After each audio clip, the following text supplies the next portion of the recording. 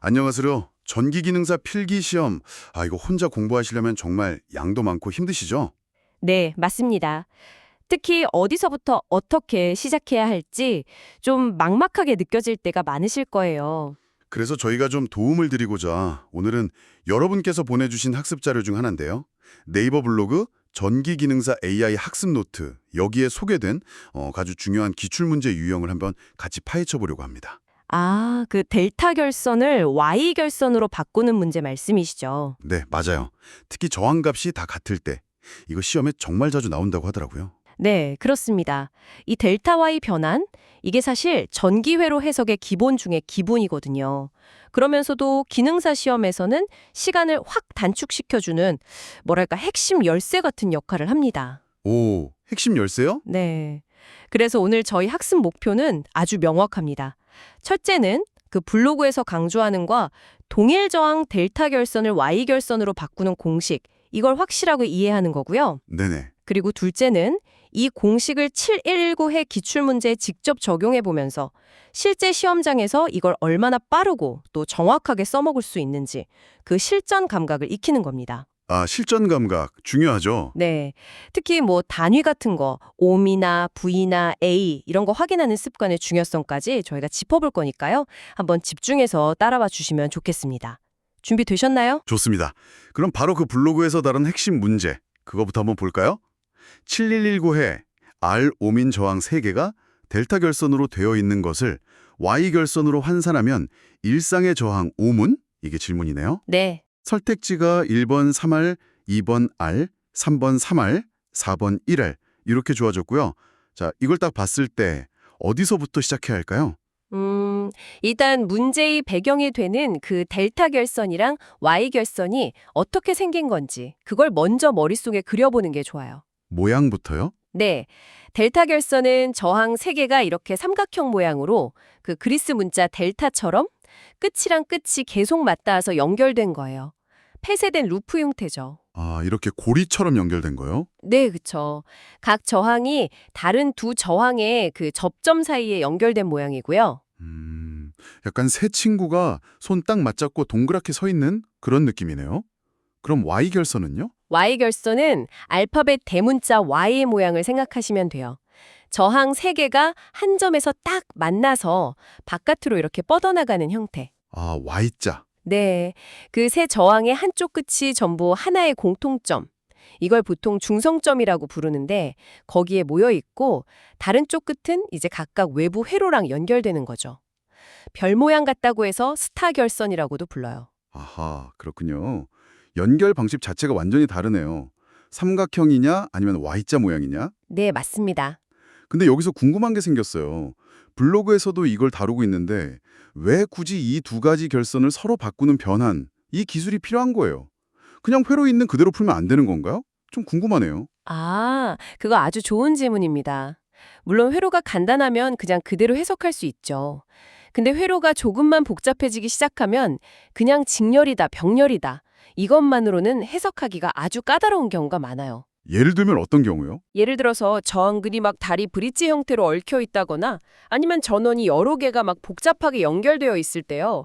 그럴 때 특정 부분의 결선 방식을 델타에서 Y로 혹은 Y에서 델타로 싹 바꿔주면 놀랍게도 회로가 훨씬 단순해집니다. 와, 그럼 회로를 더 쉽게 풀기 위한 일종의 뭐랄까 치트키 같은 거네요? 네, 그렇죠.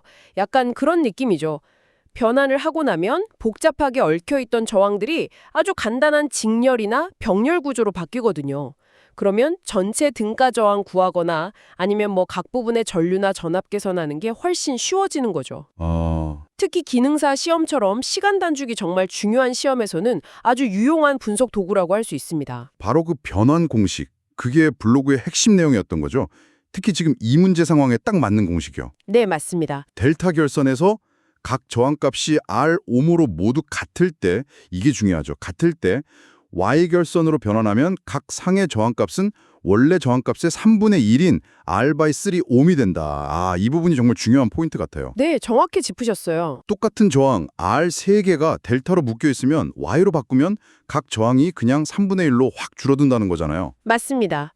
이 알바이3 관계식, 이게 델타 Y 변환 중에서도 진짜 가장 기본이고 시험에도 아주 자주 나오는 유형입니다. 네. 뭐 왜 3분의 1이 되는지 그 수학적인 유도 과정도 있긴 한데 그건 이제 두 지점 사이의 등가 저항이 변환하기 전이랑 후가 똑같아야 한다는 조건에서 나오는 거거든요.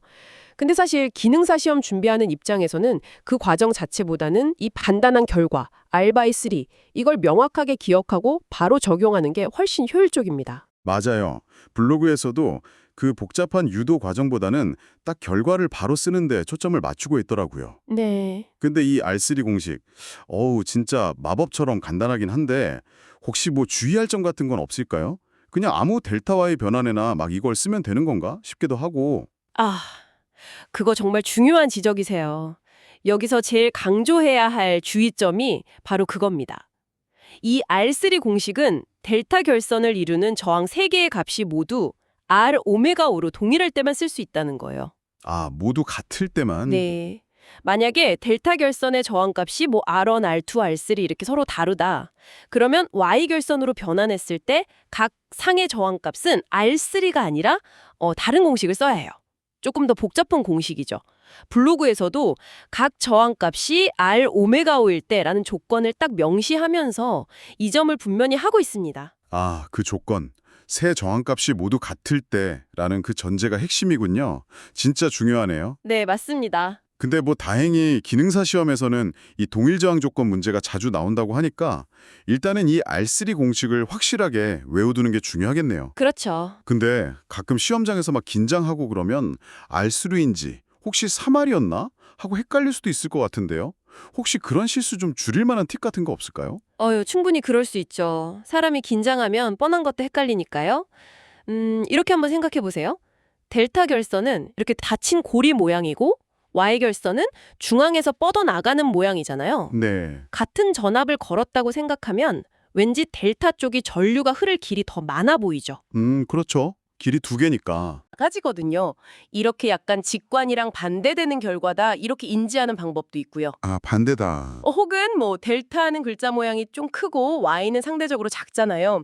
그러니까 큰 거에서 작은 거로 갈 때 저항값이 작아진다, 3분의 1배 된다, 뭐 이런 정도로 연상해서 기억하는 것도 방법일 수 있고요. 오. 물론 제일 좋은 건 몇 번 직접 문제를 풀어보면서 그냥 손에 익히는 거죠. 와, 재밌는 연상법인데요. 델타 큰 모양에서 Y 작은 모양으로 가니까 저항값도 작아진다. R3 이거 기억해두면 진짜 좋겠네요. 네, 해 깨릴 때 떠올려 보세요. 자, 그럼 이제 이 R3 공식을 진짜로 블로그 예시 문제 그 1119회 기출에 적용을 해볼까요? 문제 상황을 다시 한번 정리해보면 R옴 저항 3개가 있고 이게 델타 결선으로 되어 있는데 이걸 Y 결선으로 환산했을 때 일상의 저항 옴을 묻는 거였죠? 네, 문제의 키워드를 정확하게 딱 짚으셨습니다. R옴 저항 3개라는 표현에서 세 저항값이 모두 R로 같다는 조건 확인됐고요. 네. 델타 결선을 Y 결선으로 환산하라고 했으니까 방금 저희가 계속 이야기한 그 R3 공식을 적용할 완벽한 상황인 거죠. 그렇죠. 자, 공식에 따르면 Y 결선으로 변환했을 때 각 상, 그러니까 각 가지의 저항은 원래 델타 저항 R에 얼마가 된다고요? 3분의 1이요. R3. 그렇죠. 따라서 Y 결선 1상의 저항은 R3옴이 되는 겁니다. 와, 그럼 선택지 중에서 답은 바로 1번, 3분의 1 R이네요. 블로그 설명대로 공식을 딱 대입하니까 정말 순식간에 답이 나오는데요. 왜 답이 1번인지 이제 확실히 알겠습니다. 맞습니다. 이 문제는 정말 델타 Y 변환의 가장 기본적인 공식을 알고 있느냐, 그리고 문제에 주어진 조건을 정확히 읽어낼 수 있느냐, 이걸 평가하는 문제예요. 네. 실제 시험장에서는 시간이 정말 부족하잖아요. 그래서 이런 유형의 문제는 딱 보자마자 키워드, R 저항 3개, 델타에서 Y로 변환, 이거 딱 보고 바로 R3 공식을 떠올려서 답을 고르고 넘어가야 합니다. 시간을 버는 문제군요. 그렇죠. 여기서 10초, 20초 이렇게 아끼는 게 나중에 다른 좀 더 어려운 문제 풀 시간을 확보하는데 아주 결정적인 역할을 하거든요. 와, 진짜 그렇겠네요. 필기 시험은 정말 시간 싸움이니까요. 이런 공식 암기형 문제는 뭐랄까 점수를 그냥 주는 문제다 생각하고 확실하게 맞춰야겠어요. 네, 꼭 챙겨가셔야 하는 유형입니다. 그리고 아까 그 단위 확인의 중요성도 말씀하셨는데 이 문제에서는 저항 단위가 옴이라고 딱 주어져서 뭐 특별히 신경 쓸 건 없었지만 다른 문제에서는 단위 변환 같은 게 필요할 수도 있겠죠. 아, 그럼요. 당연하죠. 전기 문제를 풀 때는 항상 단위를 확인하는 습관이 정말 필수적입니다. 항상. 네. 예를 들어서 전압이 그냥 볼트가 아니라 킬로볼트나 전류가 암페어가 아니라 밀리암페어로 또 저항이 옴이 아니라 킬로옴이나 메가옴으로 주어졌을 때 이런 경우에 계산하기 전에 기본 단위, 그러니까 V, A, 옴 이걸로 환산 안 하면 완전히 엉뚱한 답이 나오게 돼요. 와, 큰일 나겠네요. 네. 옴의 법칙, V는 IR 같은 아주 기본적인 공식을 적용할 때도 모든 값이 기본 단위로 통일되어 있는지 꼭 확인해야 하고요. 이 문제처럼 R 오메가 이렇게 명확히 주면 다행인데 문제에서 단위를 살짝 비틀어서 함정을 파는 경우도 종종 있으니까요. 늘 문제의 숫자 옆에 붙은 그 단위까지 꼼꼼하게 보는 습관을 들이셔야 합니다. 네, 명심하겠습니다. 숫자만 보지 말고 단위까지 꼭 확인하는 습관. 네. 그럼 결국 이 7119의 문제를 빠르고 정확하게 풀기 위한 핵심은 첫째, 동일 저항 델타에서 Y로 변환할 때는 R/3다. 이 공식을 암기하는 것. 그리고 둘째, 문제 조건이랑 단위를 꼼꼼히 확인하는 것. 이렇게 정리할 수 있겠네요. 그렇습니다. 아주 정확하게 정리하셨어요. 그리고 여기서 한 걸음만 더 나아가면 단순히 공식을 외우는 걸 넘어서 이 R/3 공식이 도대체 어떤 상황에서 필요한 건지 그걸 이해하는 게 중요해요. 아, 어떤 상황에서요? 네. 그러니까 회로도를 딱 봤을 때 아, 여기 이 부분은 델타 결선이고 저항값이 다 똑같네? 그러면 Y로 바꿔서 풀면 훨씬 편하겠다. 이렇게 스스로 판단하는 능력, 이게 진짜 실력 향상의 핵심입니다. 네네. 블로그에서도 이 문제 풀이랑 함께 관련 개념을 좀 더 깊이 공부할 수 있게 외부 링크 같은 걸 제공하고 있더라고요. allaboutcircuits.com 같은 곳이요. 혹시 좀 더 근본적인 이해를 원하시면 그런 자료들을 참고해 보시는 것도 아주 좋습니다. 네, 알겠습니다. 단순히 답만 맞추는 게 아니라 왜 이 풀이가 필요하고 이걸 써야 하는지 그 이유까지 생각하는 훈련이 중요하겠군요. 이 블로그 자료처럼 기출문제를 통해서 개념도 익히고 또 적용하는 연습도 꾸준히 해야겠습니다. 맞습니다. 특히 혼자 공부하시는 분들한테는 이렇게 문제랑 해설, 핵심 공식, 거기다 추가 자료까지 잘 정리된 자료가 정말 큰 도움이 될 거예요. 반복 학습을 통해서 이 R3 공식을 완전히 여러분의 것으로 꼭 만드시길 바랍니다.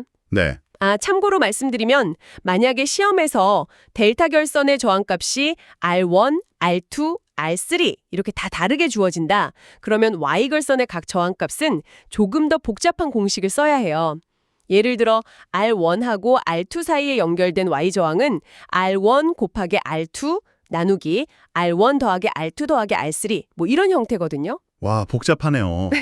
네, 좀 복잡하죠. 하지만 기능사 시험에서는 아까 말씀드린 것처럼 동일 저항 케이스가 훨씬 자주 나오니까요. 우선은 R3 공식에 집중하시는 게 전략적으로 유리합니다. 자, 그럼 오늘 저희가 함께 살펴본 내용 한번 깔끔하게 정리해 볼까요? 네, 좋습니다. 오늘은 네이버 블로그 전기기능사 AI 학습 노트의 자료를 가지고 전기기능사 필기시험에 아주 자주 출제되는 델타 Y 변환 문제, 그중에서도 특별히 동일한 저항 R옴 3개로 이루어진 델타 결선을 Y 결선으로 변환하는 경우를 집중적으로 다뤄봤습니다. 네, 핵심은 뭐였죠? Y 결선 각상의 저항이 원래 델타 저항의 3분의 1, 즉 R3옴이 된다는 공식이었죠. 맞습니다. 그리고 이 공식을 7119의 기출문제에 적용해서 선택지 1번, 3분의 1 R이 정답이라는 것도 확인했고요. 네, 오늘 다룬 이 R3 공식은 정말 반드시 기억해 주시고요. 다만 세 저항값이 모두 같을 때라는 그 적용 조건, 이것도 절대 잊으시면 안 됩니다. 네. 그리고 더 나아가서 이런 결선 변환이 그냥 단순히 공식을 외우는 시험 문제가 아니라 실제 복잡한 전기 회로를 해석하는 아주 강력한 도구라는 점을 이해하는 것이 중요합니다. 아, 도구로서의 의미. 그렇죠. 앞으로 좀 복잡해 보이는 회로를 만났을 때 혹시 이 부분을 델타 Y 변환하면 좀 간단해지지 않을까? 이렇게 한번 생각해보는 분석적인 시각.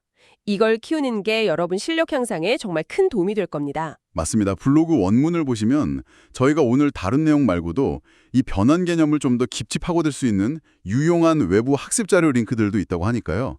혹시 학습에 여유가 되시면 꼭 한번 방문해 보시길 추천드립니다. 영어 자료긴 하지만 그림이랑 수식이 많아서 이해에 도움이 될 수도 있다고 하네요. 네, 오늘 배운 R3 공식을 확실하게 익히시는 것, 그리고 문제 풀 때 단위, VA, 오막, 오메가를 항상 확인하는 습관을 들이는 것, 이 두 가지만 확실히 챙기셔도 기능사 시험에서 관련 문제를 만났을 때 훨씬 자신감을 가지고 풀 수 있을 겁니다. 오늘 저희가 델타 Y 변환이라는 어떻게 보면 하나의 기술을 살펴봤는데요. 전기이론 공부라는 게 마치 이런 여러 가지 문제 해결 도구를 하나씩 익혀나가는 과정이랑 참 비슷하다는 생각이 들어요. 네, 그러네요. 앞으로 여러분이 전기기능사 공부를 계속하시면서 정말 다양한 회로나 문제들을 만나게 되실 텐데요. 그때마다 그냥 주어진 대로만 풀려고 하기보다는 혹시 이 문제를 좀 더 쉽게 풀 수 있는 다른 방법은 없을까? 내가 배운 개념 중에 여기에 써먹을 만한 건 없을까? 하고 스스로에게 한번 질문을 던져보는 건 어떨까요? 좋은 접근인데요. 예를 들면 오늘 배운 것처럼 딱 봤는데 직렬병렬로 다로 안 풀리는 저항 네트워크가 나왔을 때 여기 혹시 숨어있는 델타 구조나 Y 구조는 없나 하고 한번 살펴보는 거죠. 이런 탐구적인 질문들이야말로 여러분의 전기 지식을 훨씬 더 단단하고 또 유연하게 만들어줄 거라고 생각합니다. 정말 좋은 마무리 말씀입니다. 그 질문하는 습관, 그게 정말 수동적인 학습자를 능동적인 문제 해결사로 만드는 핵심 열쇠죠. 오늘은 여기까지입니다. 다음 시간에도 여러분의 합격에 도움이 될 아주 알찬 내용으로 다시 찾아뵙겠습니다.